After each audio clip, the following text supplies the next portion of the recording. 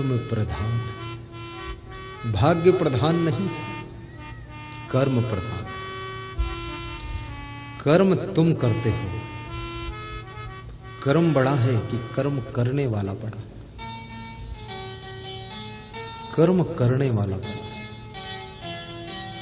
कर्म करने वाला जैसा चाहता वैसा कर्म होता है। इसलिए कर्म को प्रधान कहा गया, भाग्य प्रधान नहीं है। भाग्य तो सेकंड नंबर पर है। भाग्य तो ऐसे है जैसे तुम्हारा चेहरा है ना, जब शीशा में देखते हो तो शीशा में जो चेहरा दिख रहा दर्पण में, वो शीशा में जो दिख रहा है प्रतिबिंब, उसको थप्पड़ मारो तुम्हारे थप्पड़ नहीं लगता, लेकिन तुम्हारे थप्पड़ मारो तो शीशा में जो प्रतिबिंब दिख रहा है उसके भी थप्पड़ लग जाता है।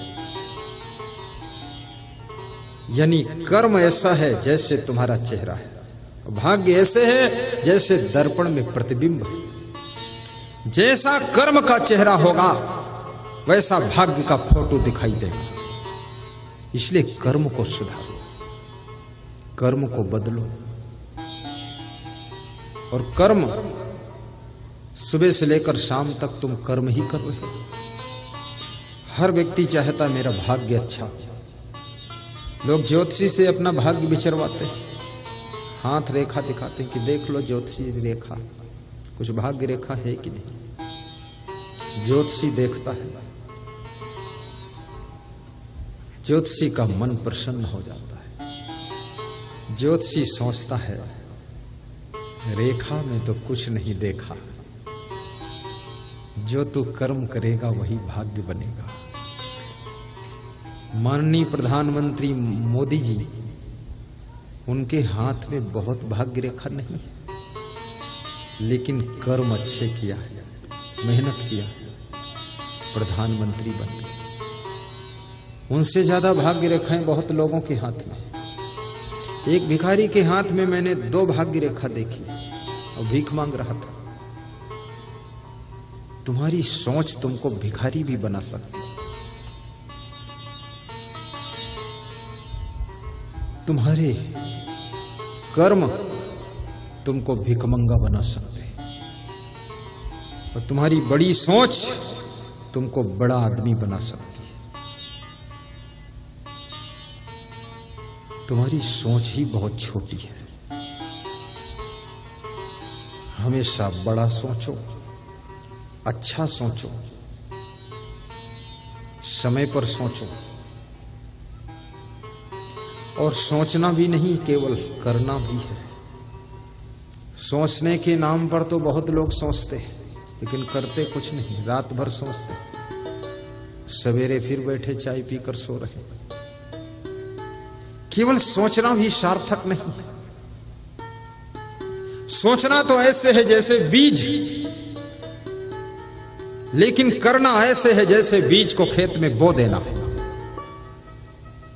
अगर बीज को घर में धर के बैठे रहोगे, 1 कुंटल बीज से 100 कुंटल फसल मिलने वाली नहीं, लेकिन बीज को खेत में बो दोगे, निंदाई करोगे, सिंचाई करोगे, तो 1 कुंटल बीज से 50 कुंटल भी वापस लौट सकता है। याद रखना, सोच तो बीज के समान है और कर्म बोने के समान है, और भाग्य ऐसे है कि फसल पक गई, अब घर में आ चुकी है। इसलिए सोचो भी अच्छा और करो भी अच्छा। कितने लोगों की विचारधारा बहुत अच्छी है, लेकिन काम कुछ नहीं। राजनीति की बातें बहुत करते हैं सुबह से लेकर शाम तक, पर चुनाव पंच का भी नहीं लड़ेंगे, प्रपंच में पड़े रहेंगे। बातें बहुत, अकल बताएंगे मुख्यमंत्री को भी, स्वयं मूर्ख बने रहेंगे। लंबी चौड़ी बिजनेस की बातें करने वाले लोग भी फेल होते देखे गए, क्योंकि किसी भी कार्य की शुरुआत थोड़े से ही होती है, छोटे रूप में होती है। मैंने सुना है आपके प्रदेश के पूर्व मुख्यमंत्री पहले सरपंच थे ठाठापुर गांव, और सरपंच से मुख्यमंत्री तक की यात्रा किया। धीरू भाई अंबानी के बारे में मैंने सुना है कि बचपन में वे चना और मुरमुरा बेचते थे अपने गांव में मंदिर के पास में।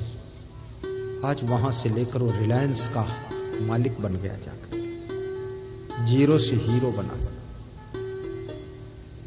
सोचो भी लेकिन उसे करो भी। जिला पंचायत सदस्य का चुनाव लड़ो, सरपंच का लड़ो, कोई बुरा नहीं। हारने को मत डरो। हार जीत के डर से तुम अखाड़े में नहीं उतर रहे, उतरो तो। हारोगे तभी दांव पेच सीखोगे।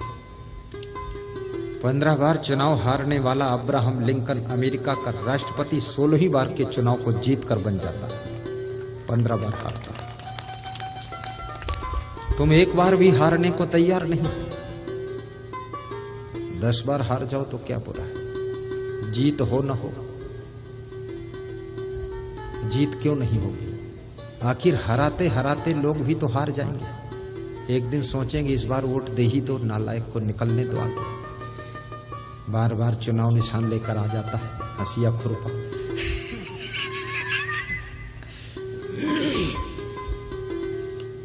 गुस्सा होकर ही वोट दे देंगे, जीत जाओगे। चुनाव लड़ना जरूरी है, और भक्तों को चुनाव लड़ना चाहिए, और संतों को चुनाव लड़ना चाहिए।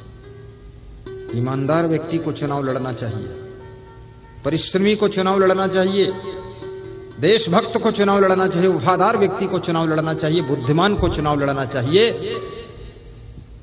अगर बुद्धिमान व्यक्ति चुनाव नहीं लड़ेगा और बुद्धू व्यक्ति के हाथ में कमान जाएगी तो प्रदेश का क्या विकास होगा?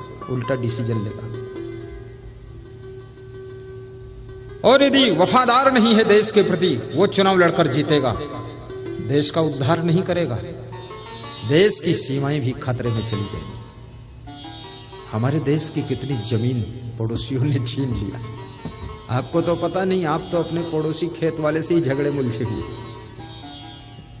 लेकिन आपके देश के पड़ोसी चाइना है, पाकिस्तान है, नेपाल है, सब छीना झपटी मचा रखे, सब तरफ से धक्का मुक्की चल रही है। ईमानदार व्यक्ति भी चुनाव लड़े। ईमानदार व्यक्ति जब चुनाव लड़ता है तो अधिक से अधिक पैसा देश के विकास में ही लगता है। बेईमान व्यक्ति चुनाव लड़कर जीत जाएगा, अधिक से अधिक पैसा उसके घर ही में लगेगा। जिनके पास 2 बीघे जमीन थी, एक बार मिनिस्टर बन गए, 200 एकड़ जमीन हो गई। न दुकान खोला, न बिजनेस किया, न नौकरी किया, जमीन आ गई। और तुम फिर झंडा लेकर घूमते हो, कहते हो हर जोर जुल्म की टक्कर में, इन्हीं के चक्कर में हम। ईमानदार व्यक्तियों को देश की कमान संभालना चाहिए। किसी ने हमसे पूछा साधु संत को चुनाव लड़ना चाहिए कि नहीं लड़ना चाहिए? हमने कहा देश में रहना चाहिए कि नहीं रहना चाहिए, साधु को ये तो पूछो। तो कहते देश में रहना चाहिए, तो रहना चाहिए तो चुनाव लड़ना भी चाहिए। देश में फोकट में रहना चाहते हो, माला फेर रहे हो, मंगतू राम बने घूमते।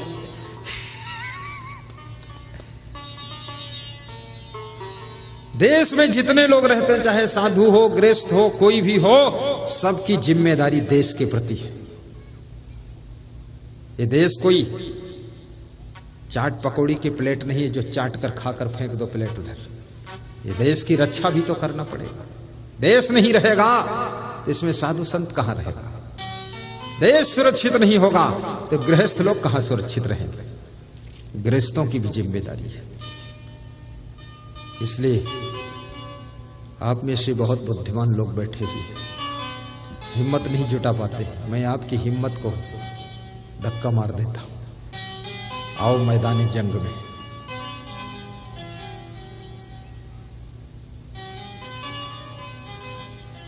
छत्तीसगढ़ में राजनांदगांव में एक नेता मिला। बोला उम्मीद नहीं थी लेकिन टिकट मिल गया। बोले जीतने को उम्मीद नहीं थी, जीत भी गया। बोले बड़ी खुशी है कि सरपंच बनने की भी उम्मीद नहीं थी, विधायक बन गया। तो हमने कहा खुश हो? बोले बहुत खुश हूँ, अब कभी चाहे लड़ूं न लड़ूं, जीतूं न जीतूं, बस काम हो गया अपना। लोग कहते हैं विधायक साहब आए, बस इतने बहुत है, खुशी। एक मिनिस्टर कह रहा था दुख तो बहुत मिला राजनीति में गुरुदेव, लेकिन उस समय मन खुश हो जाता है जिस समय लोग मेरे मस्तक में तिलक लगाते हैं, कंकुम लगा देते हैं, बस उतना ही सुख मिलता है। बाकी इसमें दुख बहुत मिला है। डायबिटीज भी हो गई है, बीपी हाई रहता है, शुगर बहुत है, नींद आती नहीं है, मुंह सब बदसूरत हो गया है, बर्बादी कम नहीं हुई है, लेकिन मजा यदि कुछ है तो बस इतने है कि विधायक साहब आ गए और लोग तिलक लगा देते हैं। बोले तिलक लगाते लगाते भी मस्तक की खाल में एलर्जी हो गई तो सब काला कलूटा मस्तक हो गया। ज्यादा तिलक भी घिसोगे तो भी खतरा होता है। शुरू में मैं किसी गांव में जाता था, 20-20 लोग तिलक लगाते थे, जिसको देखो वही रंग वाला लाल रंग, बस पगड़ी वगड़ी सब छीपा छापी, लीपा पोती, सब माथे में छू रहा, यहाँ छू रहा।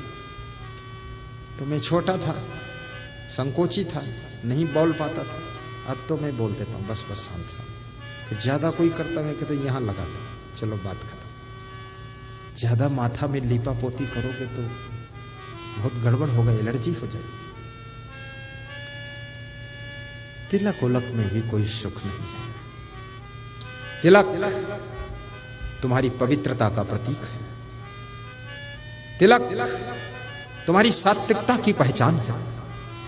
तिलक कोई साधारण नहीं, ये पगड़ी ये जिम्मेदारी की पहचान है। केवल पगड़ी पगड़ी नहीं, ये जिम्मेदारी का लक्षण है। और याद रखना,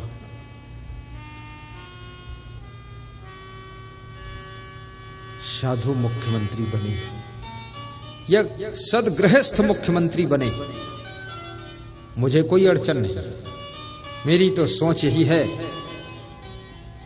प्रदेश का विकास हो, प्रदेश के लोग सुखी हों, रोड अच्छी बने, बिजली खूब मिले, पानी मिले, अमृत बानी मिले। चाहे भूपेश की सरकार हो, चाहे रमन की सरकार हो, और चाहे आप में से किसी भगत की सरकार हो, वो मन्नू लाल यादव बन जाए मुख्यमंत्री तो भी खुशी। मुख्यमंत्री बनकर घी दे या ना दे, पर भैंस तो दे ही देगा। ये पूरी भैंस ले जाओ कर दे, अब घी का क्या काम है। आपकी उन्नति